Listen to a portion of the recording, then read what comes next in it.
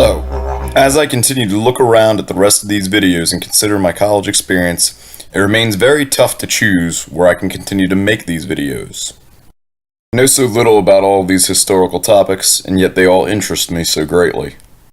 All in all though, my original goal was to fill holes in my knowledge, though that may be impossible with consideration to my deficiencies. One area that is particularly deficient is in the study of the history of the continent of Australia. I never heard much about Australia in school. In the grand scheme of things, this continent's history has remained hidden, as has its massive resistance by Aboriginal peoples to foreign invaders. I've always been drawn to the feeling of people subject to foreign invaders with far more advanced weaponry than themselves. It fascinates me to see how people choose to react. In America, the resistance of Aboriginal peoples has remained largely untold. In the following video, it is my goal to analyze the resistance of Australian Aboriginal people to rule by foreign peoples. So without further ado, let's get started with discussing the history of this continent.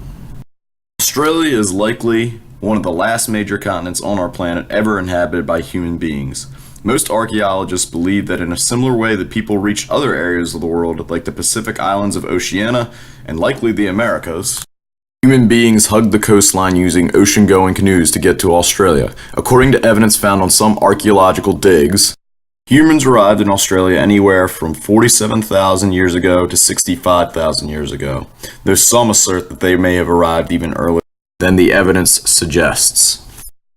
Once there, unlike on other larger continents, no major defining cities were developed. Surplus agriculture was never utilized by the people there, and most Aboriginal groups are thought to have lived in small, egalitarian groups of 10 to 20 people. This is to take nothing away from the ingenuity of the Aborigines. Seeing some of the fish traps and other methods that were used to sustain life in a difficult landscape is pretty impressive. However, the level of static, permanent agriculture was extremely limited on the island when compared to other world cultures. This is important to remember when we discuss the context of the resistance, as population before European exposure on the island was relatively small. Speaking of Europeans, let's hit the fast forward button in a very serious way to European arrival on the continent under Captain James Cook. In 1768, Captain James Cook first set eyes on the more fertile coast of East Australia. Earlier explorers had seen Australia, but turned away because it appeared barren at the coastline, not inviting enough to make them stop. By 1770, Captain Cook was using the term terra nullius to describe the land, implying that it belonged to no one prior to European settlement. English settlement began in the 1770s, marking a dark chapter for many Aborigines. Despite the low population densities of the Aborigines, much like the Native Americans, when they encountered Europeans, their populations were devastated by the diseases brought by English settlers. Regardless, Aboriginal groups took notice of the new European arrivals. Naturally, some Aboriginal groups saw Europeans as invaders onto their land. The best known example of this mindset is captured by a man named Pumulway. Pumulway organized guerrilla-style resistance to European incursion among nearby Aboriginal groups. Europeans took the threat of Pumulway seriously enough to warrant the passage of ordinances authorizing settlers to shoot and kill Aborigines on sight.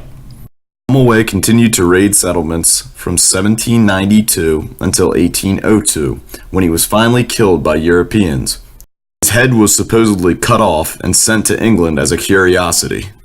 However, the stalwart nature of his resistance earned him the admiration of many Aborigines and even some of his English enemies. The King of England, the infamous George III for those of you students of American history, was among those admirers, and said that although Pumulway was a terrible pest to the colony, he was a brave and independent character. Pumulway did not see when things became truly tragic for his people. English settlers slowly spread across the continent, with severe consequences for Aboriginal peoples. Those who survived disease still attempted resistance, only to encounter an opponent who overpowered them with advanced 1800s technology. Now, the British military was never used to subjugate the Australian Aborigines. However, the Aborigines lacked the technology to deal with the English-Australian police force, who was typically tasked with protecting the settlers against Aborigine attacks. Aborigines were typically massacred for individual killings of settlers or for stealing cattle and other farm animals. Due to the fact that the Queen had claimed Aborigines as subjects of the Queen, many saw conflict between Aborigines and settlers as just law enforcement as opposed to active warfare. Over a period known as the Killing Times, 1/4 of the Kimberley police force in Western Australia was assigned to put down Aboriginal resistance to English incursion. The Aborigines continued to resist and were responsible for a few violent incidents of their own, the most famous of which was known as the Faithful Massacre, where Aboriginals killed around 8 English settlers. Some scholars even see this massacre as an earlier reprisal for English actions.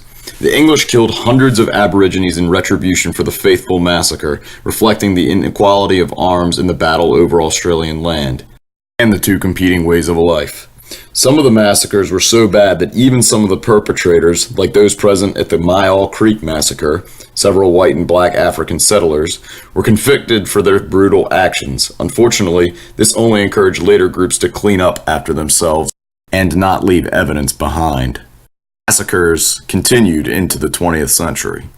The Aborigines continued guerrilla conflict, stretching the total conflict between settlers and Aborigines across the entirety of the 1800s. In the late 1890s, an Aboriginal man named Hundamara rose to prominence as a unifier of Aboriginal culture. Initially a guide allied with the British, Hundamara had a change of heart one day as a young man and vowed to fight the British as an Aborigine. He killed a British man he was a guide for and abruptly left the camp to lead Aboriginal resistance against the British. Hundamara attempted to unify groups of Aboriginals regardless of their tribal affiliation. Once again, we see similarities to Native American resistance in the United States. Hundamara was like a Tecumseh, Pontiac, or Sitting Bull, fighting to try to solidify a place for his people in an ever-changing world. When Hundamara planned attacks on police stations in the late 1800s, the British acted preemptively to crush future raids and gained immense power to do so from the local government. Hundamara and his followers fought the police forces at the Battle of Wingimut Gorge, sorry if I mispronounced that horribly, and despite being shot, Hundamara escaped to plan and execute 2 more raids on police stations in 1895 and 1896. In 1897, Hundamara was finally killed, ironically enough, by an Aboriginal police officer. After Hundamara's death, the Aboriginal resistance became more political in nature. Even before Hundamara's resistance, it was claimed that the Aborigines had a sacred right to the land. Of course, this really didn't do much when it came to actually changing European interactions with them, considering many massacres followed this recognition of status. Things took another negative turn in 1911, when due to English public policy, Australian Aboriginals became wards of the state. This essentially allowed the Australian government to relocate Aboriginal children away from their families. In addition, many areas of Australia began to practice de jure segregation, limiting opportunities for social mobility and increasing racial animosity in society at large. It was only in the 1950s, 1960s, and 1970s that finally civil rights movements were able to stop the practices of apartheid and of the practices of the government relocating Aboriginal children away from their families. The Australian Constitution was changed via a 1967 referendum where people voted to change the Constitution to remove disparaging terms used to refer to Aborigines. In the 1970s, the Australian government pledged to give the Indigenous peoples a voice in determining policies from the government that would affect them. Finally, in 1993, the term that started all of this conflict between Aboriginals and the English, the designation of Australia as terra nullius, was officially declared null and void. At last, it was recognized that Aborigines had been on Australia for thousands of years, far longer than any other group. The fight for Aboriginal rights continues today. The self-determination movement for Aboriginal peoples to rule themselves has been viewed by many to be unfavorable, as it would result in a lot more problems for Aboriginal peoples than solutions. However, issues with poverty and thus crime also exist. With Australia's burgeoning political and economic power, the role of Aboriginal people in the 21st century continues to be called into question. While much remains unknown to me after this historical exploration, there is one thing that I do know now about Aboriginal history.